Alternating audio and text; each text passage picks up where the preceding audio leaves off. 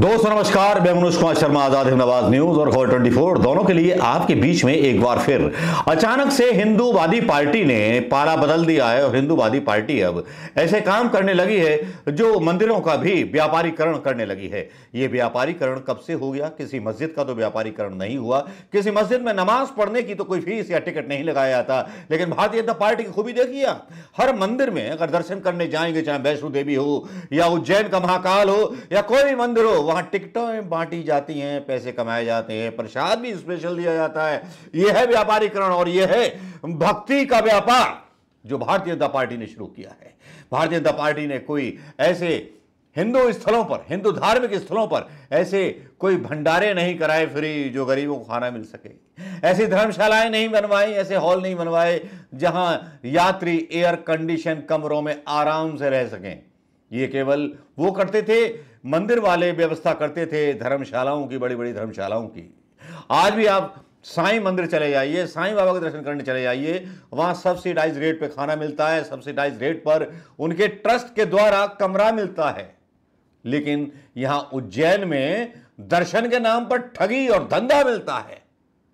बस इसी तरह की कुछ बात जो थी केदारनाथ धाम में हो गई, और केदारनाथ धाम में तो बहुत बड़ी बात हुई। केदारनाथ धाम में हुआ क्या? दिल्ली में प्रतीकात्मक रूप से भगवान केदार मंदिर के निर्माण के शिलान्यास को लेकर विवाद भूमि पूजन के बाद से ही खड़ा हो गया। केदारनाथ धाम से लेकर केदार घाटी के लोगों में विरोध के स्वर उठने लगे। पुरोहितों से लेकर स्थानीय लोगों और कारोबारियों ने दिल्ली में केदारनाथ के मंदिर निर्माण के फैसले को वापस लेने की मांग कर दी और कर रहे हैं। बद्रीनाथ धाम के शंकराचार्य अभिमुक्तेश्वरानंद के साथ धाम के मुख्य पुजारी भी इसका विरोध कर रहे हैं। मामला बढ़ते देख बीजेपी का संगठन सरकार के पक्ष में है, तो वहीं कांग्रेस ने भी बीजेपी सरकार के खिलाफ मोर्चा खोल दिया। केदारनाथ धाम में तीर्थ पुरोहितों ने प्रदर्शन कर अपना गुस्सा जाहिर किया।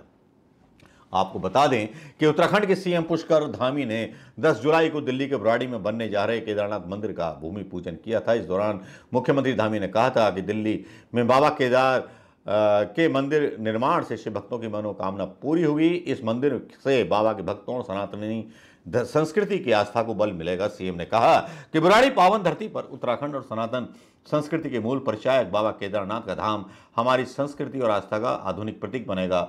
मंदिर बन रहा है, ना कि धाम। बुराड़ी के अध्यक्ष सुरेंद्र रतौला बोले मंदिर बन रहा है, ना कि धाम बन रहा है।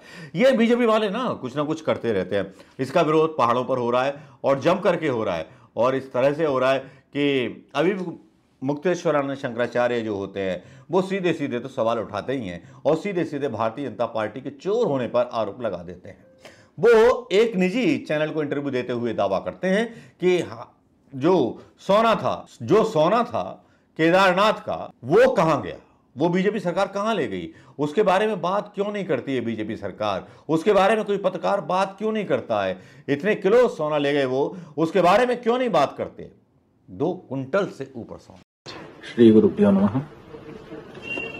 ये जानकारी मिली है कि कुछ लोग, उनके जो भी कारण हो, उन कारणों से भगवान श्री केदारनाथ जी, जो कि हमारे द्वादश ज्योतिर्लिंगों में से एक हैं और केदारम हिमवत पृष्ठे कह करके जिनको हिमालय में जिनका पता बताया गया है, उनका मंदिर दिल्ली में बनाना चाहते हैं। ये उचित नहीं है। हम ऐसे सभी लोगों से कहना चाहेंगे, अगर वो श्रद्धालु हैं तो उनको हम बताना चाहेंगे कि आपका ये कार्य उचित नहीं है। आप भगवान शिव का मंदिर कहीं भी बनाएं, उसमें किसी को आपत्ति नहीं है। विधि विधान से बनाएं, प्रतिष्ठा करें, पूजा करें, अर्चना करें, आशीर्वाद प्राप्त करें। सोने का घोटाला हो गया, आप पत्रकार लोग क्यों नहीं उठाते हो? तो जब वहाँ पर घोटाला हो गया तो अब आप दिल्ली में केदारनाथ बना लोगे, वहाँ पर फिर दूसरा घोटाला करोगे। 228 किलो सोना केदारनाथ से गायब कर दिया गया। ये कहाँ का नियम है? क्यों नहीं उठाते हो प्रेस वाले इस बात को? आज तक कोई जांच तक नहीं बैठाई गई। 228 किलो सोना का घोटाला केदारनाथ में हो गया। कौन जिम्मेदार है? क्यों इस बारे में जांच नहीं होती है? क्यों भाई इस बारे में निर्णय नहीं होता है?